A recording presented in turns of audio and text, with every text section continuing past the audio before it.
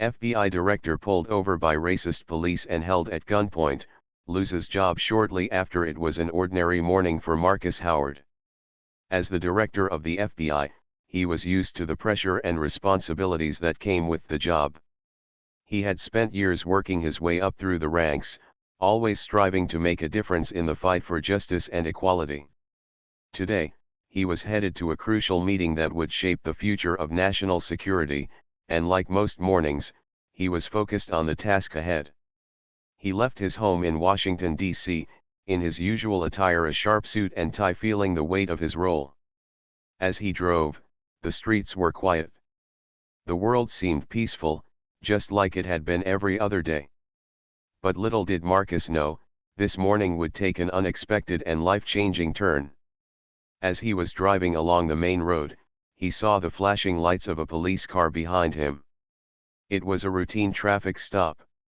He had not done anything wrong, there were no signs of speeding or reckless driving. But the officer in the squad car behind him had other ideas. He flicked on his turn signal, indicating to Marcus to pull over to the side of the road.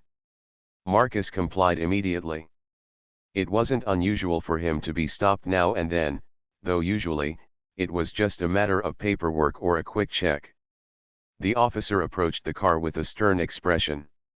He was a middle-aged man, with short cropped hair and a serious demeanor. As he tapped on Marcus's window, Marcus could already tell something felt off. The officer's eyes didn't meet Marcus's gaze in the way they should have. There was no respect, no recognition. The officer didn't seem to care who Marcus was. "License and registration," the officer demanded, his voice firm. Marcus, feeling a bit surprised but keeping calm, reached for his wallet. He handed the officer his ID and asked, "Is there something wrong, officer?" The officer didn't respond at first, his gaze scanning Marcus's car before he turned back to Marcus. His eyes seemed cold, and his tone sharp when he spoke again. "Step out of the vehicle, please," the officer instructed, without offering any explanation. Now, Marcus's instincts kicked in. As the director of the FBI, he had been trained to handle tense situations, but this didn't feel right. He had been stopped by the police countless times, but this was different. The officer was acting aggressively, and Marcus knew he had to stay calm. He opened the door and stepped out, as the officer had asked, trying to figure out what was happening. Before he could ask any more questions, the situation escalated quickly.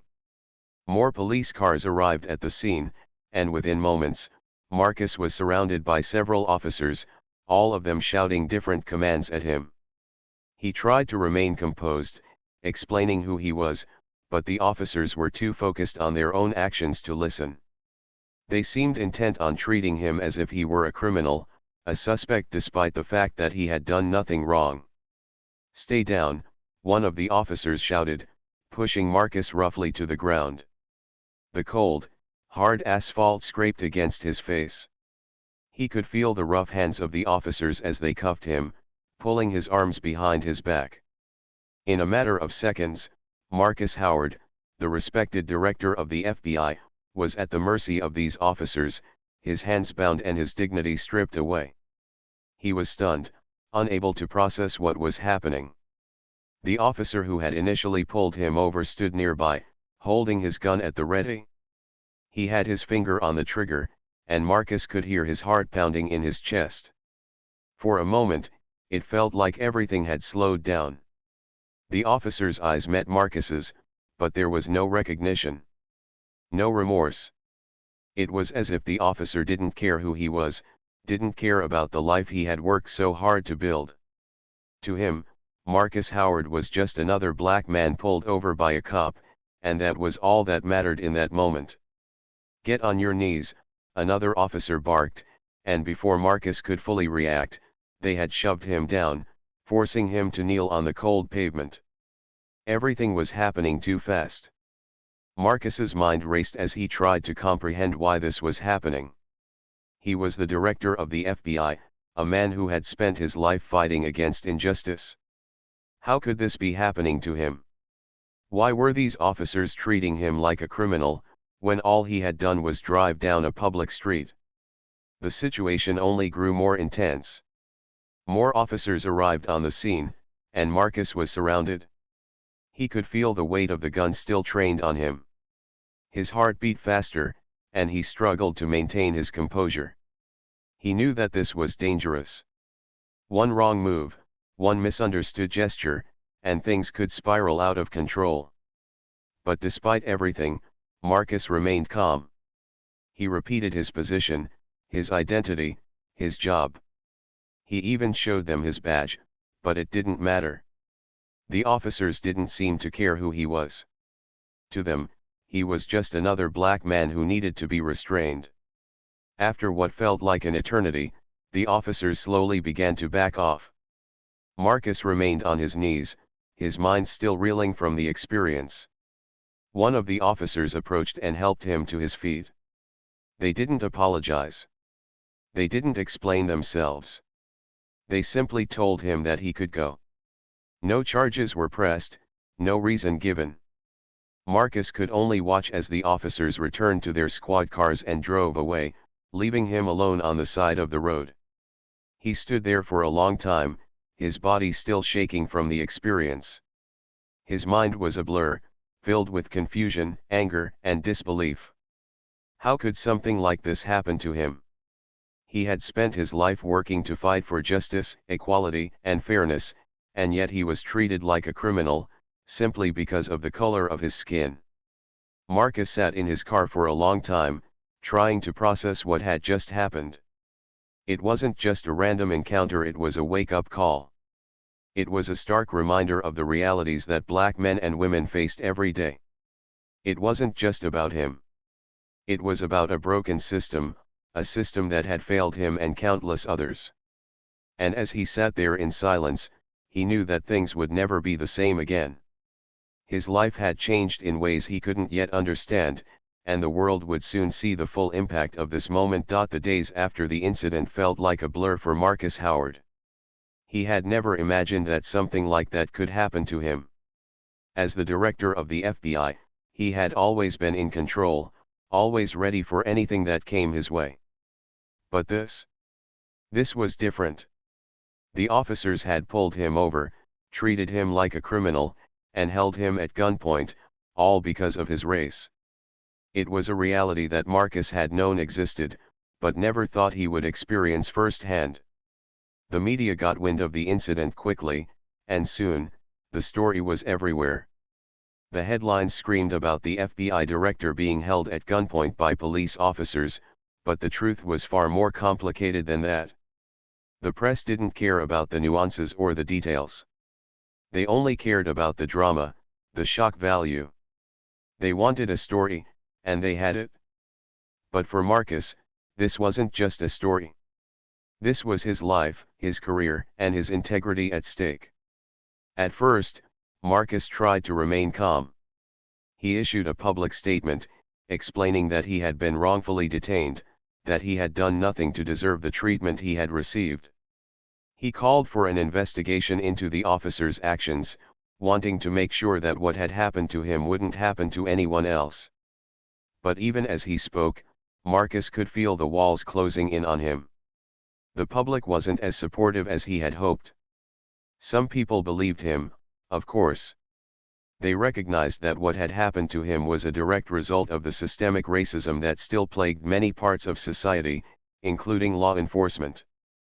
But others, especially those who already had a distrust of the FBI or of people in positions of power, were quick to attack him. They accused him of using his position to cover up the truth, of trying to protect his reputation. Some even suggested that Marcus had exaggerated the situation to make it more dramatic than it really was. The pressure began to build, and Marcus found himself caught in the middle of a battle he wasn't prepared for. As the days passed, his phone rang constantly, calls from reporters, colleagues, even friends. Everyone wanted to know what had happened, why it had happened, and what he planned to do about it. But Marcus didn't have the answers they were looking for. He didn't know why it had happened, or how to fix it. All he knew was that it wasn't just about him. It was about a broken system that needed to change. The FBI itself was not immune to the fallout. Marcus was the face of the Bureau, and now, that face was tied to an incident of racial injustice. Some of his colleagues rallied around him, offering support and calling for a deeper look at the issue. Others, however, quietly distanced themselves. They knew the kind of pressure that was coming down on Marcus, and they didn't want to be caught in the middle of it. The phone calls from government officials started to get more frequent. Some offered their support, telling Marcus that they believed he had been wronged. But others were more concerned with the political ramifications of the situation. They wanted him to step down, to resign before the scandal got any worse.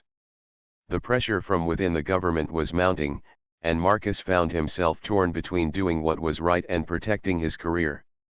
Meanwhile, the public's anger continued to grow. Protests erupted in several cities, demanding justice for Marcus and for all those who had experienced similar treatment. People marched, held signs, and raised their voices in unison, calling for an end to police brutality and racial profiling. The incident had ignited a fire that could not be put out, and it seemed that no matter how hard Marcus tried to distance himself from the drama, the flames of public outrage continued to spread.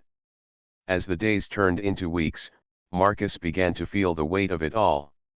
The media coverage didn't stop. Every day, there were new articles, new interviews, new discussions about his fate. People debated whether or not he should remain in his position as FBI director. Some said he was the right man for the job, that his experience and dedication to justice made him the perfect leader for the Bureau. Others said that he was compromised, that he had become a liability to the very institution he had worked so hard to protect. For Marcus, the hardest part was seeing how the incident had divided the country. People who had once respected him were now questioning his character. The very people he had worked alongside for years were now wondering if he was fit to lead. The FBI had become a symbol of law and order, but now it was tainted by the same issues of racism and injustice that it had spent years trying to combat. Marcus spent countless sleepless nights, lying awake, trying to figure out what to do next. He knew that he couldn't undo what had happened. The officers who had pulled him over would likely never be held accountable. The damage to his reputation was already done. But what about the larger issue? What about the systemic racism that was still alive and well in law enforcement? What about the thousands of others who were treated unfairly, simply because of the color of their skin? In the midst of the turmoil, Marcus found himself reflecting on his own experiences as a black man in a position of power. He had always known that there were challenges that came with his skin color, but he had never allowed it to define him. He had worked harder, pushed further, and risen to the top, believing that hard work and integrity would be enough. But now, he realized that the world was not as fair as he had hoped. His position didn't protect him from the biases and prejudices that still existed in society. And in that moment, Marcus felt the weight of those realizations more than ever before. The decision of what to do next loomed over him. He knew that something had to change, but he wasn't sure if he was the one to lead that change. His own future was uncertain, and the future of the FBI was hanging in the balance. But one thing was clear, this was not just about him. It was about the larger fight for justice, equality, and change. And though Marcus didn't know what would come next, he knew that he could no longer stand by and remain silent. The world was watching, and Marcus knew that he had to make a choice. He could either continue fighting for the job he had worked so hard to attain, or he could step aside and let someone else take the lead. But in the end, he realized that this was not about one man. This was about the fight for justice that was bigger than any one person. And whatever happened next, Marcus knew that he had to be part of the solution. The pressure that Marcus Howard was under continued to build as the weeks passed. The news of his encounter with the police had sparked a nationwide conversation about race and justice, but now it seemed as though the storm of public opinion was closing in on him. Every day, new reports came out, New headlines filled with speculation and criticism. People questioned his leadership, his integrity, and his ability to carry on as the director of the FBI. The media had turned him from a respected law enforcement figure into a symbol of the failures within the very system he had devoted his life to upholding. Marcus had always believed in the mission of the FBI, and he had worked tirelessly to advance its goals.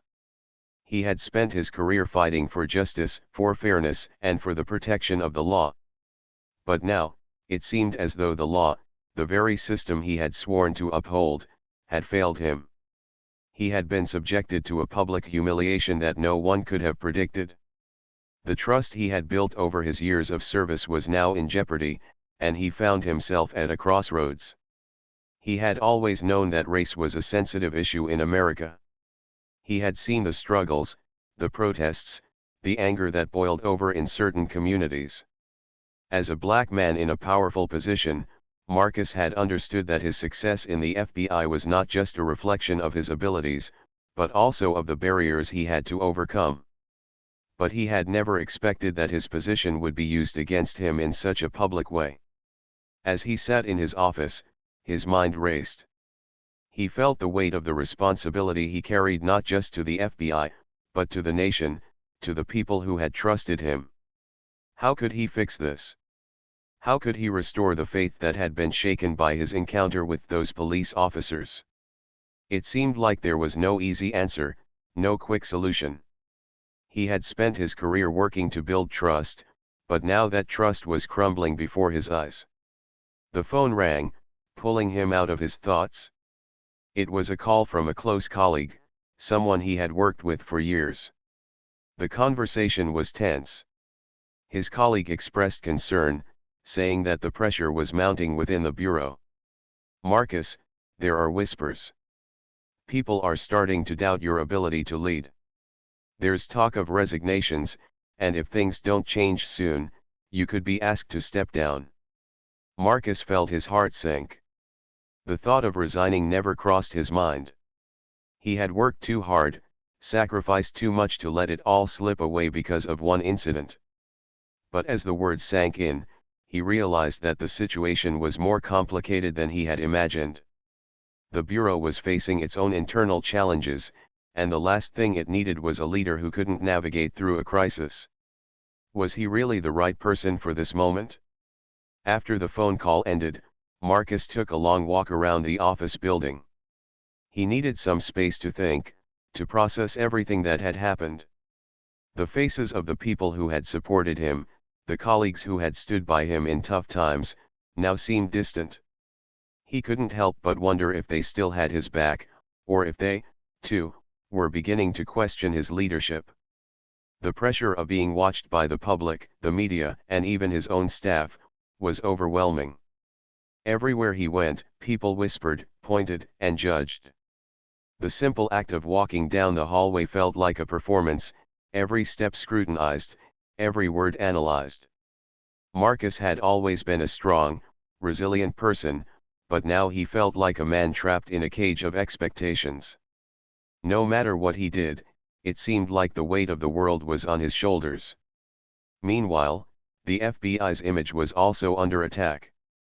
There were calls for reform, for greater accountability within the agency. The incident with Marcus had exposed deep-rooted issues, and the public was demanding answers. Could the FBI continue to operate as it always had, or was it time for a change? The question seemed to echo in Marcus's mind every time he thought about his future. As the days passed, the media continued to report on the fallout. It wasn't just about Marcus anymore, it was about a larger issue, one that extended far beyond the boundaries of the FBI. It was about race, about power, about how America treated people of color, especially those in positions of authority.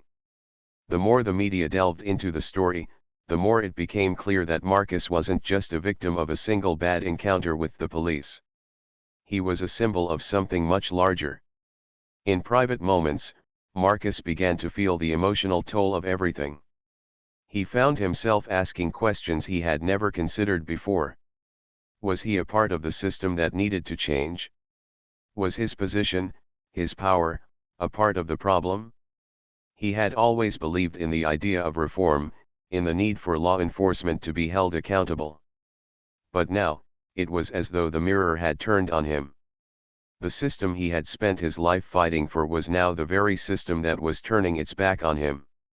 In conversations with his closest allies, Marcus found support, but he also found uncertainty. People were divided. Some believed he could weather the storm, fight back, and restore the FBI's reputation. Others, however, wondered if his time had come and gone. The truth was, there were no easy answers. The FBI needed a leader who could face the challenges of the future, not someone who was embroiled in a scandal. One evening, Marcus sat down with his wife, Lauren, and opened up to her about everything he had been feeling. He had always tried to keep his personal struggles separate from his professional life, but now, it felt impossible. "I don't know what to do anymore," he said, his voice filled with frustration. "I've dedicated my life to this job, to this country. But now it feels like everything is falling apart." Lauren took his hand, looking at him with understanding. "Marcus, you can't carry the weight of the world on your shoulders. You've done more than most people could ever dream of. But sometimes, the right thing to do is to step back, take a breath, and figure out what's best for you and for the people you serve." Her words hit Marcus like a ton of bricks. She was right. He had always been driven by the need to do what was best for the country, for the FBI, for the people he served. But now, he realized that doing what was best might not always mean holding on to the job. Sometimes, stepping away was the most powerful decision he could make. As the pressure continued to mount, Marcus found himself caught in a web of uncertainty. He wasn't sure if he could keep going, if he could lead the FBI through the storm. But one thing was clear, the country needed change, and perhaps, it was time for a new kind of leadership to emerge. Would Marcus be the one to lead that change, or would he need to step aside to make room for someone else? Only time would tell. The decision Marcus Howard faced felt overwhelming. The pressure from all sides, public opinion, the media, his colleagues in the FBI, and even his own inner conflict had taken its toll. The world that had once felt steady, grounded in a career he had dedicated his life to, now seemed unstable, like a building crumbling from the inside out.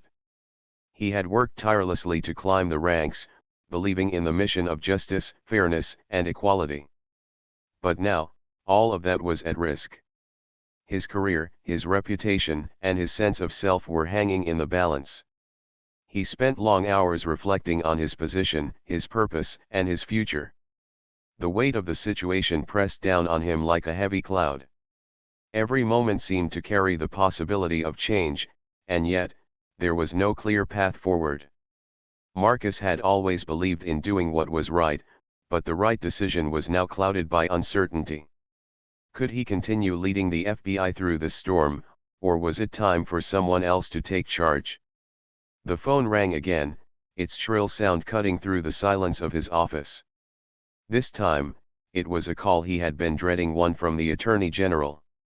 He took a deep breath before answering, knowing that this conversation could determine the course of his future. "Marcus," the voice on the other end of the line said, "I need to speak with you about what's happening within the Bureau. The pressure is mounting, and we have to consider all options. It's not just about the public perception, it's about the integrity of the FBI itself." Marcus's heart sank. He had expected this. The whispers, the rumors, the growing doubts, all of it had led to this moment. He could feel the weight of the conversation pressing down on him. His mind raced as he struggled to find the right words. "I understand," he replied, his voice steady despite the turmoil he felt inside. "But I also believe that the FBI is capable of more than this. We need to address the underlying issues, not just sweep them under the rug." There was a pause on the other end of the line.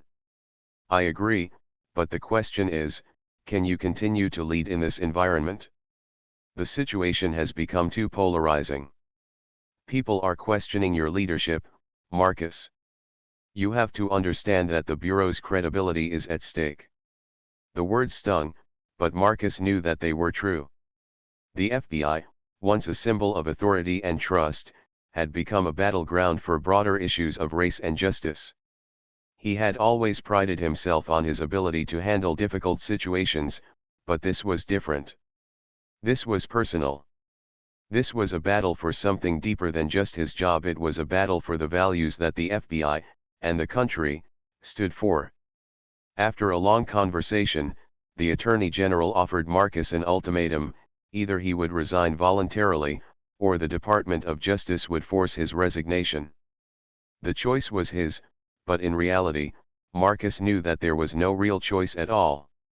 The pressure had become too great, and the damage to his reputation was irreversible. He had spent his life building a career, but now it seemed that all of that work had been undone in a matter of weeks. The phone call ended, and Marcus sat in his office, staring out the window.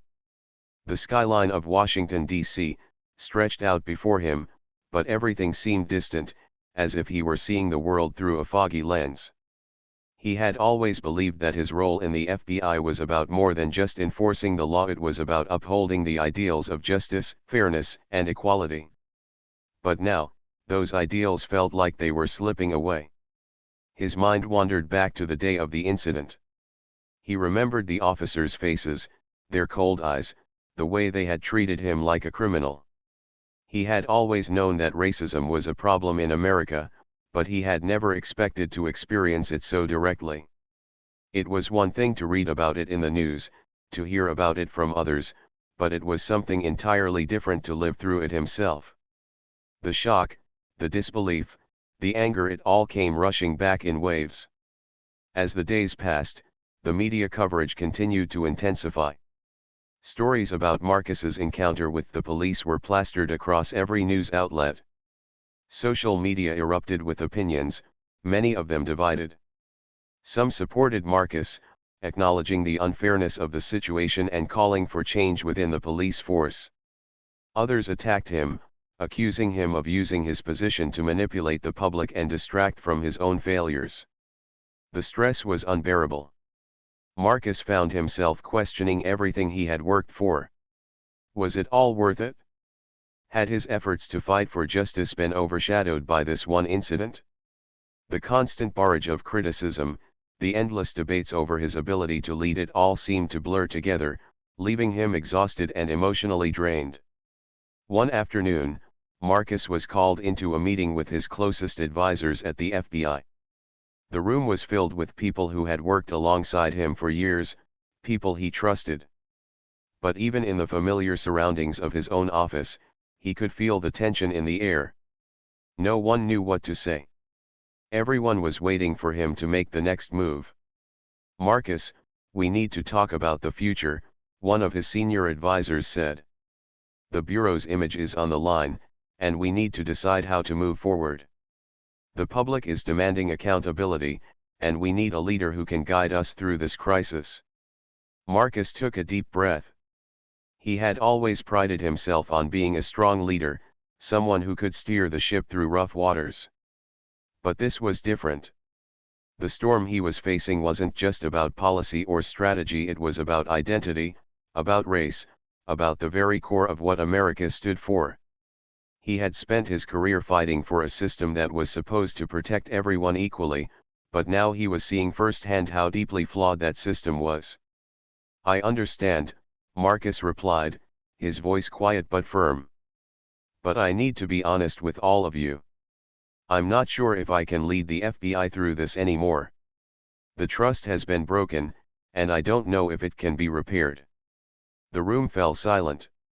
No one knew what to say. The weight of the decision hung heavily in the air. Marcus knew that stepping down would be a difficult choice, but it might be the only way for the FBI to move forward. He had spent years building the Bureau into what it was, but now he realized that it might be time for someone else to take the reins, someone who could heal the wounds that had been opened, someone who could rebuild the trust that had been shattered. The days that followed were filled with uncertainty. Marcus's resignation became inevitable, but the question of how to do it, when to do it, and what the future would look like remained unanswered. He knew that stepping aside would not solve everything. It would not erase the pain or the anger. But it might give the FBI a chance to rebuild, to regain the trust of the people it served.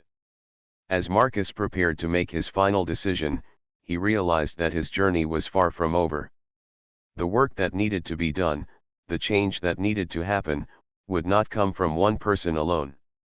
It would take an entire system, an entire nation, to address the issues that had been exposed. And while his career in the FBI might be over, Marcus knew that his fight for justice and equality was far from finished. ChatGPT said. Marcus Howard stood in front of the mirror, staring at his own reflection, trying to make sense of the whirlwind that had become his life. The FBI director's badge, once a symbol of authority and trust, now felt like a weight around his neck. He had spent years building his career, working his way to the top of the law enforcement world. But in a matter of weeks, it seemed that all of that hard work had crumbled beneath him. The incident with the police had set everything in motion. It was something he never expected, something he couldn't have predicted. For someone who had dedicated his life to fighting for justice, to upholding the law, it felt like the law itself had failed him. His position in the FBI, his reputation, and his future were now in question. But beyond all of that, there was a deeper feeling that troubled him the most: his own sense of self. It was a question that haunted him as he paced the room: how could he have missed the truth? He had always known that racial injustice existed in America, but he had never truly felt it until that moment on the side of the road. That day, he wasn't just a respected leader of the FBI, he was a black man, powerless against the very system he had spent his life working for. He had worked tirelessly to fight for a system that was supposed to protect everyone, yet in that moment, it had failed him just as it had failed so many others. In the weeks that followed, Marcus became a public figure in ways he never imagined. The media continued to report on his story, dissecting every detail, analyzing his every word. Some defended him, pointing out the injustice of the situation and calling for a deeper examination of law enforcement practices. Others criticized him, accusing him of playing the victim and using his position to push a political agenda. It was a constant barrage of opinions, and it felt like there was no escape. But the hardest part of all was seeing the division within his own organization. Colleagues who had once respected him now looked at him with doubt. Whispers spread through the halls of the FBI, questions about his ability to lead, about his credibility, and about the future of the Bureau. The trust that had once been so firmly established seemed to be slipping away, and Marcus wasn't sure if it could ever be restored. In private, Marcus had a series of difficult conversations with his closest advisors. Many of them tried to offer support, assuring him that he had done nothing wrong, that the situation was out of his control. But as the days passed, the reality set in: his leadership was no longer tenable.